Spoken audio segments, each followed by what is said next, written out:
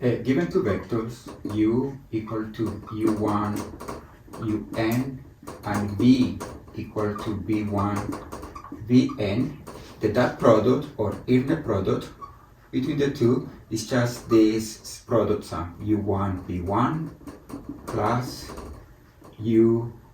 un times vn. As an example, if we have 3 to negative 1, and v is 1, 0, 2, then the dot product is just 3 plus 0 minus 2, which is just 1. To provide a geometric interpretation of this dot product, we remember the Pythagorean theorem that says that if this is a, b, and c, then a squared plus b squared is c squared. And there is the extension of the Pythagorean theorem that is called the cosine law. When this angle is not 90 but theta, and this is a and this is b and this is c, then we have that c squared is equal to a squared plus b squared, just as the Pythagorean theorem. But then we need to adjust, and then we do minus 2 times ab cosine of theta. Then an observation is that if we want to compute the length of u, this is just the square root using the Pythagorean theorem. We get that this is the square root of 9 plus 4 plus 1, which is a square root of 14. But we notice that this is just the square root of whatever we get when we do u dot product with u. Remember that u dot product with u will be 9 plus 4 plus 1. Then we have that the norm of a vector is just the square root of the dot product of u with u. We have the interpretation of the product of u with u, and now let's see what is the interpretation of u, the dot product of u with v. When we have two vectors, let's say this is the vector u and this is the vector v, then this vector here is the vector v, this is the vector u minus v.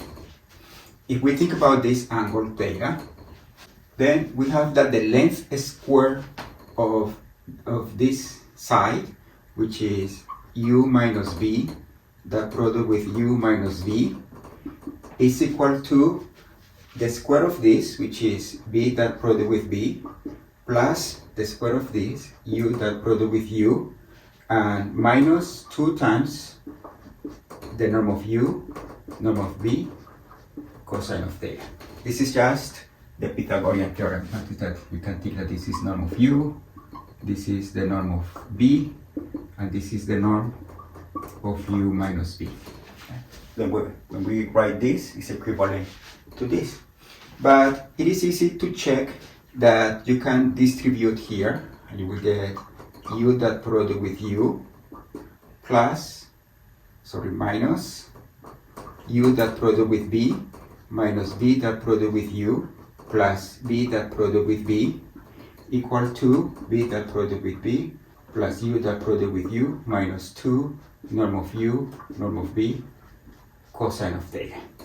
That these two cancel out, this one and this one, this one and this one, these two cancel with these two, and the dot product of u and v is the same as the dot product of v and u. Then essentially we have the negative 2 v dot product with u is just negative 2 norm of u, norm of v, cosine of theta. That means that we have that the dot product of u with v is just the norm of u, norm of v, cosine of theta. This gives us a geometric interpretation for the dot product of u and v. Something that is very important. U dot product with v is 0 if the two vectors are non-zero. This happens if and only if the cosine of theta is 0, and that means if and only if u and v are perpendicular.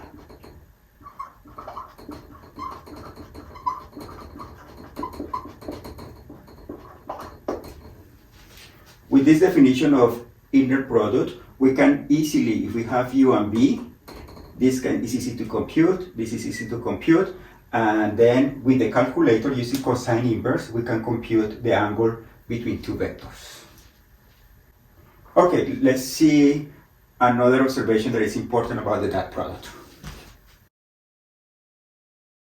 Remember that anytime we have a vector, let's say u equal 2, 3, 1, then the vector u over the norm of u is the vector, in this case the norm of u is a square root of 4 plus 9 plus 1, square root of 14.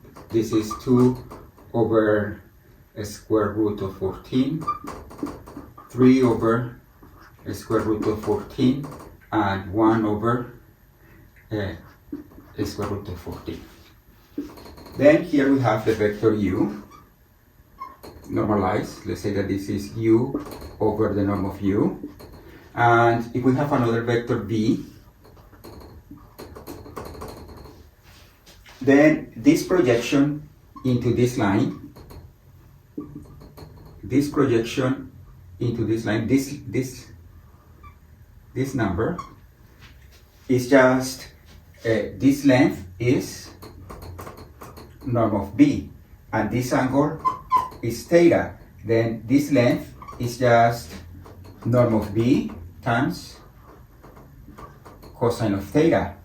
But on the other hand, notice that if I do the dot product of b with this unit vector, using this interpretation, I get the norm of u, norm of b, times cosine of theta over norm of u.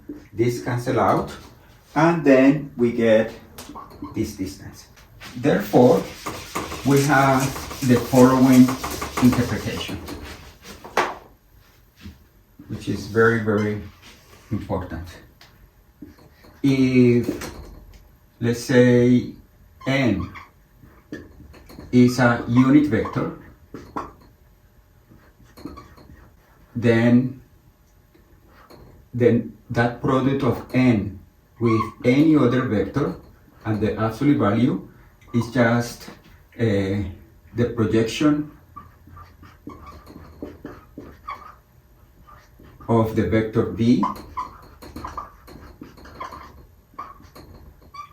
in the line generated by n.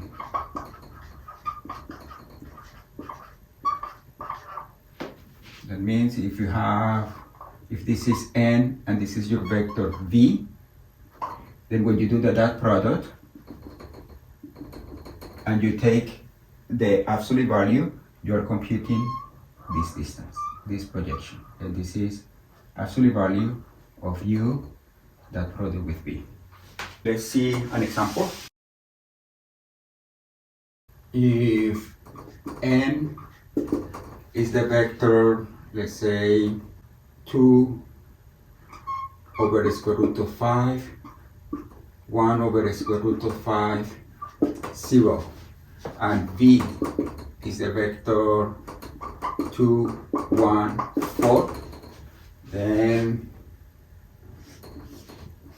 here we have x, y, and z. We have something like this vector here in the xy plane, and here you have a vector in here v. Then this projection here, the projection, this distance can be computed as absolute value of v dot product with n, which is in this case is 4 over the square root of 5 plus 1 over the square root of 5 plus 0, and this is not a vector, this is a number, and this is just 5 over the square root of 5, which is the square root of 5. Then this vector, when you project it in the line generated by the vector n, that projection is this number. Notice that when the vector is perpendicular to n, then the projection is 0, that distance is 0, and that's because they are perpendicular. This number would be 0 too.